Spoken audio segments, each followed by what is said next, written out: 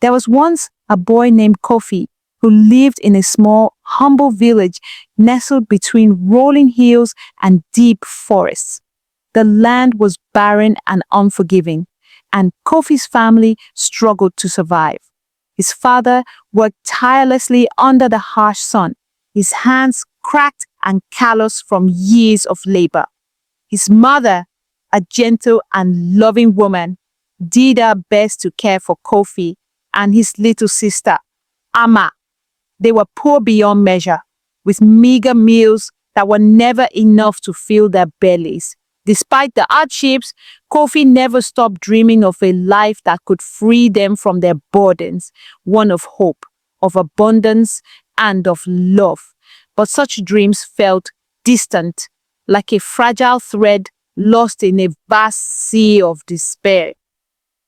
As the seasons passed, Kofi's heart grew heavy with worry. His family's struggles weighed on him each day. He often found himself wandering through the woods near his home, searching for solace. On one such walk, as the sun began to dip below the horizon, Kofi stumbled upon an ancient oak tree. Its massive roots twisted deep into the earth, and its leaves shimmered in the fading light. Beneath the tree sat an old woman, her face etched with the passage of time, but glowing with a mysterious radiance.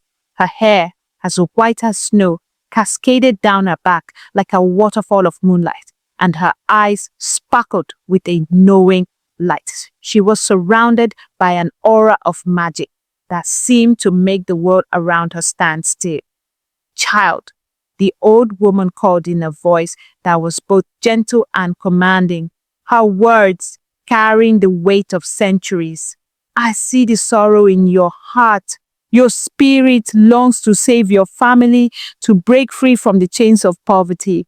I can offer you a gift, but remember, every gift comes with a price." Kofi, taken aback by her words, felt a surge of hope and desperation. His heart beat faster. "Please," he said, his voice trembling. "I will do anything to help my family."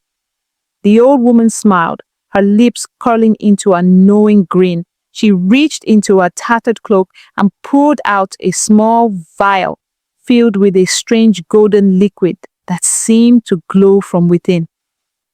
"Whenever you shed a tear," she explained, "it will turn to gold. But be warned, child, the more you use it, the more you will lose. The cost of this gift is greater than you can imagine." Kofi's mind raced as he held the vial in his hands, the weight of the woman's words pressing down on him. Hope mingled with fear, but in his heart, the desperation for his family's future was stronger. Without thinking, he took the vial and promised to use it wisely, though he had little understanding of the true cost of such a powerful gift. That night, as Kofi lay in bed, his mind turned over the events of the day. The moonlight filtered through the cracks in the wooden walls, casting faint shadows on the floor. His thoughts were consumed with his family's struggles. Could it really be true? Could his tears really turn to gold? The thought seemed too fantastical, yet something inside him urged him to believe. As he lay there, his heart heavy with worry, a tear fell from his eye. It shimmered in the pale moonlight, glowing as it touched the floor. The tear transformed into solid gold, a brilliant, glowing nugget in the center of the room. Kofi's heart skipped a beat. He couldn't believe his eyes. The tear was heavy in his hand, warm to the touch. The magic was real. The next morning, Kofi rushed to the village market, his hands trembling as he held the golden tear. He found the village trader, an old man with weathered skin and a kind yet cautious expression. The trader raised an eyebrow as he inspected the golden tear, his eyes widening with awe. "Where did you find this?" he asked, his voice filled with disbelief. I don't know," Kofi stammered, feeling both nervous and excited. "It just appeared." The trader, sensing the enchantment, offered Kofi food in exchange for the gold.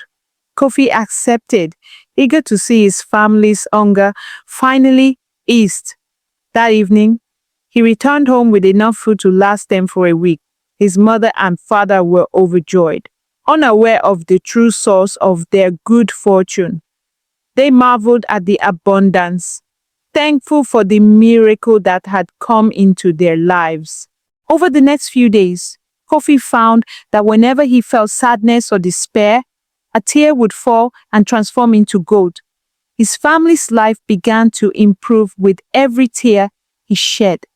The hunger that had once plagued them faded, and their once barren home now felt full and warm.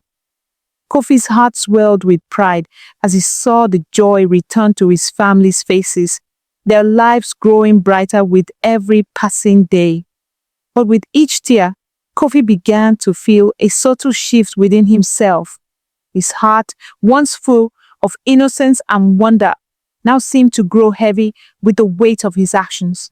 His eyes, once sparkling with joy, began to dull, losing their light with every drop of gold. He could see it in his own reflection. His smile no longer reached his eyes, and his once carefree spirit seemed to fade. One day, Kofi sat by the river, staring into the rippling water. The golden tear in his hand glistened in the sunlight. As he thought about his family's future, a dark thought crossed his mind. What was the true cost of all this wealth? Could it really be worth it? The more he used the magic, the more he felt like he was losing himself.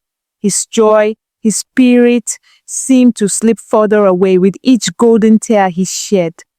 As Kofi sat there lost in thought, Amma, his little sister, appeared, running toward him with tears streaming down her face. "Kofi, Mama's sick. She needs help," she cried, her voice filled with panic. Kofi's heart clenched. He rushed home, his pulse racing, only to find his mother lying in bed, pale and weak. The healer, a woman with kind eyes and a gentle touch, shook her head in despair. "She needs more than medicine. She needs a miracle," the healer said softly, her voice full of sorrow. Kofi felt a surge of panic and desperation. Without thinking, he ran to the oak tree once again, hoping to find the old woman. When he arrived, she was there, as if waiting for him.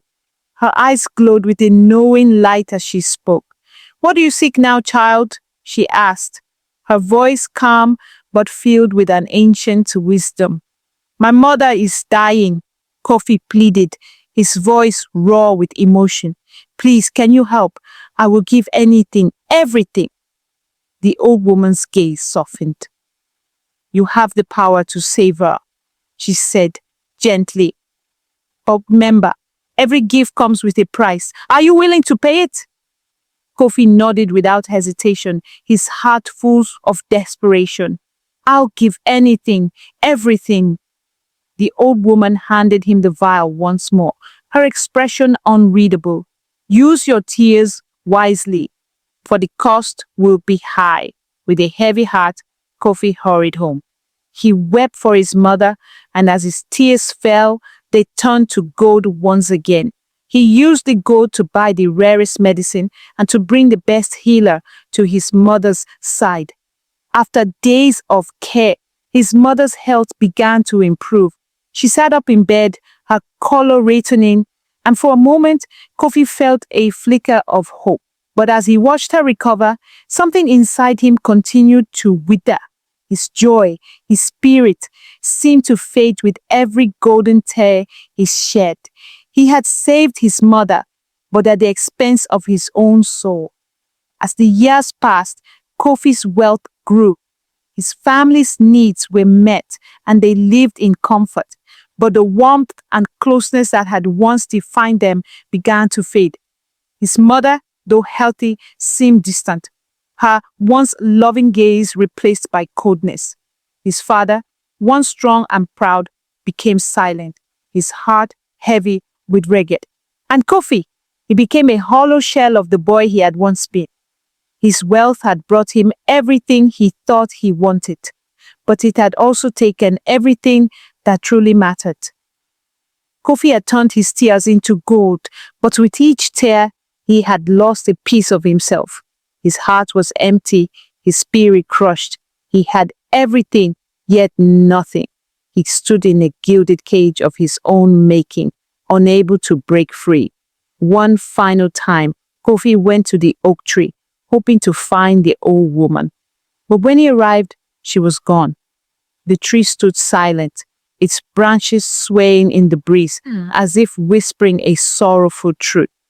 Kofi had paid the price, and though his wealth was beyond measure, he knew that no amount of gold could ever buy back what he had lost, the love of his family, his joy, his very soul.